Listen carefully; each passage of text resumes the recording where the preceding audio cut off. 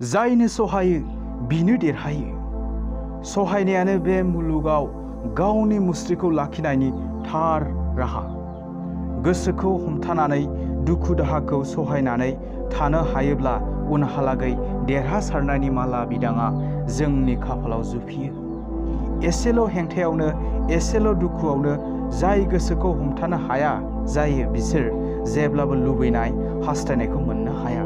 जिउनि थांखिखौ दिदोम गोसोयै खैफोद आफोद आरो हेंथा हेंसिजों जुजिनांगोन, अब्लासो जिउ दाहाराव देरहासारनायनि लांगोनाया गेवलांगोन। गिनानै बारग'नो थाखाय गिख' गोलोन्दांफोरबायदि फावसायोब्ला हास्थायनाय मुवाखौ जेब्लाबो मोननो हानाय नङा। सुबुंनि देरहासारनाया दं खैफोदखौ जै खालामनो हानायानो। दुखु दाहाजों सौग्रावलायोब्लानो मानसिनि उन्दुहाबनानै थानाय सानस्रिया सिरि मोनो।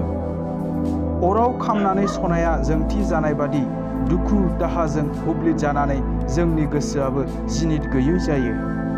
जिउआव बे गोजोनजों लोगोसे दुखु दाहाखौ नांथारगौ।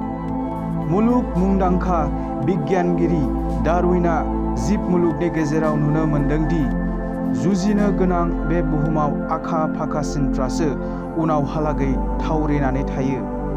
बुहुमा जेब्ला गोदानमोन अब्ला बेयाव दंमोन गेदेर बोलोगोरा जिब, नाथाय बिसोर मिथिंगाजों आरजानो हायैलाय उन मुगायाव बिसोर बुहुमनिफ्राय गोमालांदों।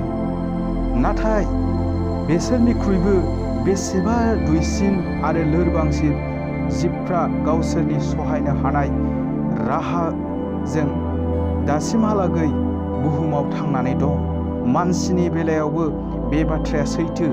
मानसिनि जिउ जानायाबो आन्थोरजयै बुजिनायनि जारिमिन।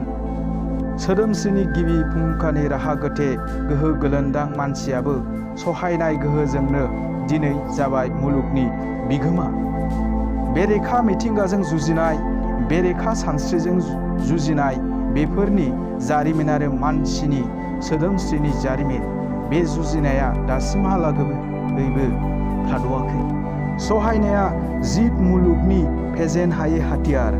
सहायनाय गैयामोनब्ला मानसिया बुहुमाव सानसेबो थांनानै थानो हानाय नङामोन।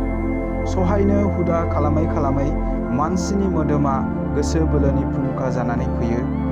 उन्दै समनि लोरबां आरो गोरलै देहाया सुबुंनि गासैबो हेंथायै सहायनानै लासै लासै गोख्रों गोरा जाबोयो।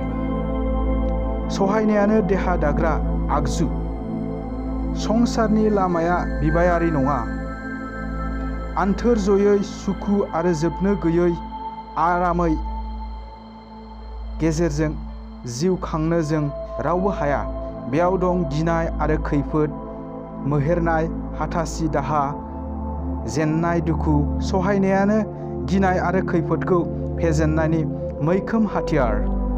उन्दै समाव देहानि बादि गोसोआबो लोरबां जानानै थायो, नाथाय बैसो बांनायनि लोगो लोगो जोंनि गोसोआ गोरा जाबोयो।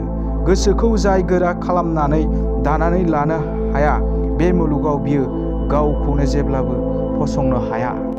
सहायनाय नङाब्ला बे मुलुगाव जेबो हाबा जाफुंनानै फैया। संसाराव दुखु दाहा, हांमा, खैफोद आफोद आरो हेंथा हेंसि लोगो मोननांगौ जायो। बे दुखुनि फिथाइया जोबोद गोथाव। बे गोथाव फिथाइनि बिदैखौ मोनलोंनोब्ला सुजों आथिंजों थेर बेथेर खालामनांगोन। दुखु दाहाजों गोसोखौ गेरेब होनांगोन। खैफोद आफोद अलखदजों थै रना-रनि जुजिनांगोन।